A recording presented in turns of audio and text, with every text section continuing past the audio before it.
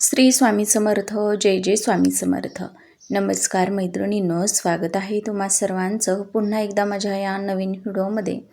तर येत्या रविवारी 19 एप्रिलला वार असणार आहे रविवार, आणि या दिवशी आलेली आहे 2026 मधील अक्षय तृतीया तिथी. अक्षय तृतीया तिथी जी आहे तर ती आपल्या हिंदू धर्मामध्ये अत्यंत शुभ आणि महत्त्वाची मानली गेली आहे. या दिवशी अनेक शुभकार्य जे आहेत तर ती केली जातात. तर बघा, दरवर्षी अक्षय तृतीया हा जो सण आहे तर वैशाख महिन्यात शुक्ल पक्षाच्या तृतीया तिथीलाच साजरा केला जात असतो. आणि ही जी तिथी आहे तर ती यंदा 19 एप्रिलला रविवारच्या दिवशी आलेली आहे. या दिवशी अनेक शुभकार्य ही केली जातात. त्याचबरोबर सोन्या चांदीच्या वस्तू, वाहन, घर, मालमत्ता ही देखील खरेदी केली जात असते. आणि या दिवशी आपण ज्या पण वस्तू खरेदी करतो तर त्या वस्तू कधीही विकण्याची किंवा सोन्या चांदीच्या वस्तू मोडण्याची आपल्यावर कधीही वेळ येत नाही. त्याचं अक्षय फळ आपल्याला प्राप्त होत असतं. आणि म्हणूनच या दिवशी या वस्तू खरेदी करणं अत्यंत शुभ मानलं जात असतं. या दिवशी बघा, आपण आपल्या घरामध्ये माता लक्ष्मीची आणि भगवान श्री हरिविष्णूंची एकत्रित पूजा केल्यानं त्याचं देखील अक्षय फळ आपल्याला प्राप्त होत असतं. त्यासोबतच हा दिवस जो आहे तर तो आपल्या पितरांना सुद्धा समर्पित असतो. या दिवशी काही पितरांच्या नावानं सेवासुद्धा करणं खूप शुभ मानलं जात असतं. त्याचबरोबर या दिवशी बघा, अन्नपूर्णा जयंती, त्यासोबतच परशुराम जयंती आणि अक्षय तृतीया असा त्रिग्रही योग यावर्षी जुळून आलेला आहे. तर ही तिथी जी आहे तर ती बघा, पंचांगानुसार 19 एप्रिलला रविवारी सकाळी 10:50 अक्षय तृतीया तिथी जी आहे तर ती सुरू होत आहे. आणि 23 एप्रिलला सोमवारच्या दिवशी सकाळी 7:28 समाप्त होत आहे. आणि ही उगवत्या तिथीनुसार 19 एप्रिलला साजरी करण्यात येणार आहे. हा 3.5 मुहूर्तांपैकी एक मुहूर्त आहे आणि तो एक स्वयंसिद्ध मुहूर्त म्हणून ओळखला जातो. या दिवशी कोणतं पण काम करण्यासाठी कोणताही शुभ मुहूर्त न पाहता आपण संपूर्ण दिवसभरामध्ये कधीही हे जे कामं आहेत शुभ कामं तर ती करू शकतो. असा हा दिवस अक्षय तृतीयेचा आहे. आणि म्हणूनच आपल्याला या दिवशी बघा, यांची पूजा करण्यासोबतच म्हणजे भगवान विष्णूची, माता लक्ष्मीची आणि आपल्या पितरांची पूजा करण्यासोबतच आपल्याला या दिवशी बघा काही प्रभावी उपायसुद्धा करायचे असतात, जेणेकरून आपल्याला त्याचं अक्षय फळ प्राप्त होईल. म्हणूनच आपल्याला 19 एप्रिलला रविवारी अक्षय तृतीयेच्या दिवशी आपल्या घरामध्ये ही एक वस्तू घेऊन यायची आहे. यामुळं आपल्या घरातील सर्व अडचणी दूर होऊन आपल्या घरामध्ये पैसा यायला सुरुवात होईल. पुढील वर्षभर घरात काहीच कमी पडणार नाही. घरामध्ये धनधान्य संपत्तीची कधीही कमतरता भासणार नाही. असा हा अत्यंत प्रभावी उपाय आपल्याला या अक्षय तृतीयेच्या दिवशी करायचा आहे. सकाळीच तुम्हाला हा उपाय करायचा आहे.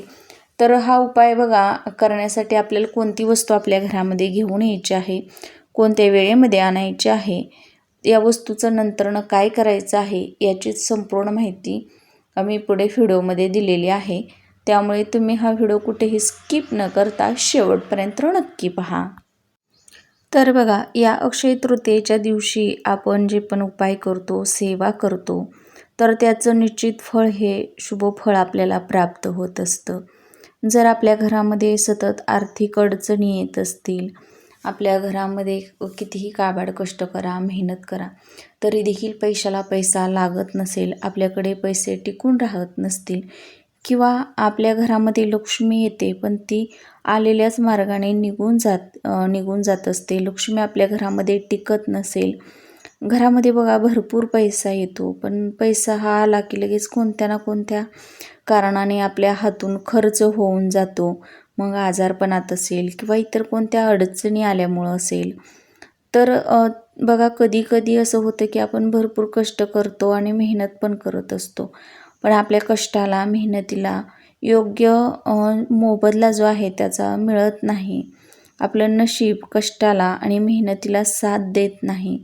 त्यामुळे सतत आपल्यावरती या अडचणी येत असतात आणि यामुळेच आपल्या घरामध्ये सतत कायमची गरिबीही येत असते. म्हणूनच ही जी एक वस्तू मी तुम्हाला सांगत आहे, तर ती अक्षय तृतीयेच्या दिवशी आपण जर आपल्या घरामध्ये आणली तर नक्कीच तुमच्या घरामध्ये जी लक्ष्मी आहे तर ती स्थिर राहायला मदत होईल. बघा, लक्ष्मी जी असते तर ती चंचल असते, ती एका ठिकाणी कधीही स्थिर राहत नाही. तिला स्थिर करणं खूप महत्त्वाचं असतं. त्यासोबतच बघा, या अक्षय तृतीयेचा जो दिवस आहे तर तो 3.5 मुहूर्तांपैकी एक मानला जातो आणि या दिवशी केलेल्या दानाचं, स्नानाचं देखील आपल्याला अक्षय स्वरूपामध्ये पुण्यफळ प्राप्त होत असतं. म्हणून या दिवशी तुम्ही अन्नदान किंवा वस्त्रदान हे आवर्जून करायचं आहे. तर बघा, तुम्हाला काय करायचं आहे, या अक्षय तृतीयेच्या दिवशी सकाळच्या वेळी काय करायचं आहे, एक नारळ, एकाक्षी नारळ जो असतो तर तो घरी घेऊन यायचा आहे. ज्या नारळाला फक्त एकच डोळा असतो असा एक नारळ तुम्हाला तुमच्या घरामध्ये नवीन खरेदी करून घेऊन यायचं आहे. एकाक्षी नारळाला साक्षात माता लक्ष्मीचं प्रतीक मानलं जातं. त्यासोबतच एक कमळबीजसुद्धा तुम्ही या दिवशी खरेदी करून आणू शकता. बघा, नारळ ही जी वस्तू आहे तर ती अत्यंत पवित्र आणि शुभ मानली आहे. प्रत्येक देवांच्या पूजेमध्ये आपण जो नारळ आहे तर तो वापरत असतो, फोडत असतो किंवा कोणत्याही पूजेमध्ये बघा, कलशाची स्थापना करताना त्याच्यावरती आपण हा जो नारळ आहे तर तो ठेवत असतो. नारळाशिवाय जी पूजा आहे तर ती अपूर्ण मानली जात असते आणि म्हणूनच असा अत्यंत महत्त्वाची जी वस्तू आहे तर ती म्हणजे नारळ. तर नारळ आपण आपल्या घरामध्ये घेऊन यायचं आहे. एकाक्षी नारळ, जिथे पण नारळ भेटतात बघा, त्या ठिकाणी तुम्ही मागितला तर तुम्हाला तो अगदी सहज मिळून जाईल. आता अक्षय तृतीयेच्या दिवशी नारळ आणल्यानंतर तुम्हाला काय करायचं आहे, एक पाट घ्यायचा आहे किंवा चौरंग घ्यायचा आहे. त्याच्यावरती लाल कापड अंथरून घ्यायचं आहे आणि त्यावरती हा नारळ ठेवायचा आहे. नारळाला बघा, हळदी कुंकू, अक्षदा आणि एक फूल व्हायचं आहे. धूप दीप अगरबत्ती ओवाळून घ्यायची आहे. दोन्ही हात जोडून माता लक्ष्मीचं नामस्मरण करायचं आहे. आता हे सर्व करण्या अगोदरच आपल्याला भगवान श्री हरिविष्णूंची, माता लक्ष्मीची आणि आपल्या पितरांची पूजा करून घ्यायची आहे आणि नंतरच हा जो उपाय आहे तर तो करायचा आहे. तुमच्या देवघरामध्ये दिवा, धूप, अगरबत्ती लावूनच हा उपाय करायचा आहे. आता बघा, नारळ ठेवल्यानंतरच अक्षदा, हळदी कुंकू, फुलं अर्पण करायचं आहे. दोन्ही हात जोडून माता लक्ष्मीचं नामस्मरण करायचं आहे. माता लक्ष्मीचा जो पण मंत्र तुम्हाला येत असेल तर त्याचा 108 वेळा तुम्हाला जप करायचा आहे आणि यानंतर हा नारळ लाल कपड्यात बांधून त्याच्याबरोबर बघा, तुम्हाला 2 लवंगा आणि थोडेसे तांदूळ आणि एक कमळ बीज जो आणलेला आहे तर तो, या सर्व वस्तू एकत्रित बांधून याची पोटली तयार करायची आहे आणि तुमच्या पैशांच्या तिजोरीमध्ये तुम्हाला हा नारळ आणि या बाकीच्या वस्तू ज्या आहेत तर त्या ठेवायच्या आहेत. नारळ बघा, माता लक्ष्मीचं प्रतीक मानला गेला आहे आणि कमळ हे माता लक्ष्मीचं आसन आहे.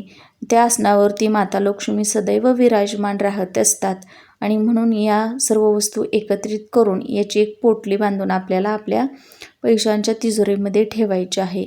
एकाक्षी नारळ हे माता लक्ष्मीचं प्रतीक आहे आणि यामुळं आपण जर हा उपाय केला, ही जी संपत्ती आहे तर ती तुमच्याकडे अक्षय राहील, कधीही समाप्त होणार नाही. यामुळे असा एक उपाय तुम्हाला या अक्षय तृतीयेच्या दिवशी आवर्जून करायचा आहे.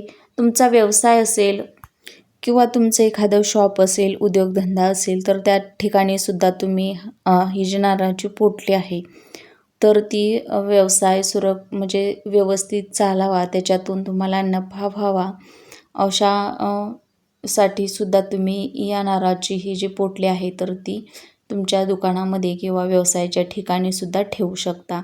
तर आपल्याला ही संपूर्ण वर्षभर ही जी पोटली आहे तर ती तशीच ठेवायची आहे.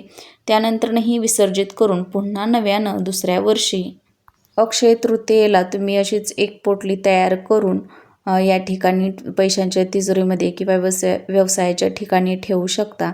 आणि जी जुनी पोटली आहे तर ती वाहत्या पाण्यामध्ये तुम्हाला विसर्जित करायची आहे.